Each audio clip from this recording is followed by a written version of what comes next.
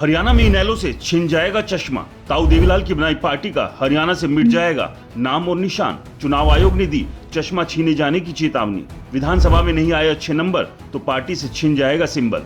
क्या है पार्टी के नाम और निशान छीने जाने का गणित?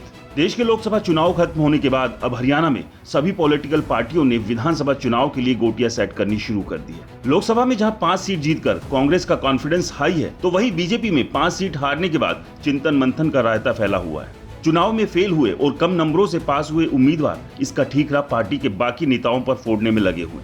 खैर, इस सब के बीच इनेलो और जेजेपी की हालत लोकसभा चुनाव में ऐसी रही मानो रेस में दौड़ते दौड़ते चारों टायर पंचर हो गए हों।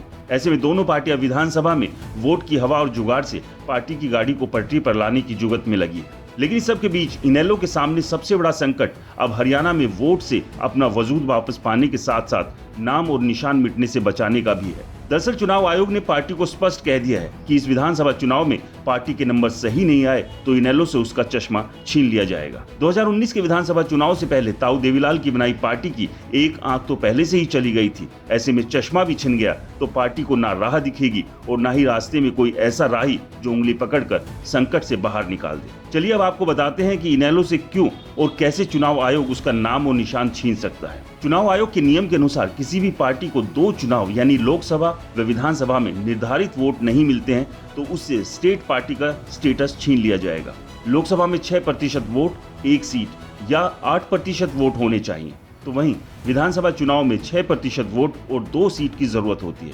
लेकिन पार्टी अगर 2 चुनाव में लगातार ऐसा नहीं कर पाती है तो पार्टी सिंबल छीन लिया जाता है। ऐसे में अब इनेलो को हर हाल में 2024 के विधानसभा चुनाव में अपने सिंबल को बचाने के लिए 6% वोट और 2 सीट जीतनी होगी। लेकिन अब सवाल यह है कि लगातार फिसलती गिरती पार्टी ऐसा कर पाएगी, क्योंकि 2019 के विधानसभा चुनाव में पार्टी को मात्र 1.9% वोट मिले थे, तो वहीं 2024 के लोकसभा चुनाव में 1.47% वोट पर पार्टी सिमट गई। 1987 में पूर्व डिप्टी पीएम ताऊ देवीलाल ने इनेलो पार्टी की नींव रखी थी, जो अब पूरी तरह से ढहने के साथ साथ दलदल में भी धंसती जा रही है। ऐसे में अब सवाल ये है कि लगातार टूटती, बिखरती और खत्म होने की तरफ बढ़ती पार्टी को अभय सिंह चौटाला और ओम प्रकाश चौटाला कैसे बचा पाएंगे?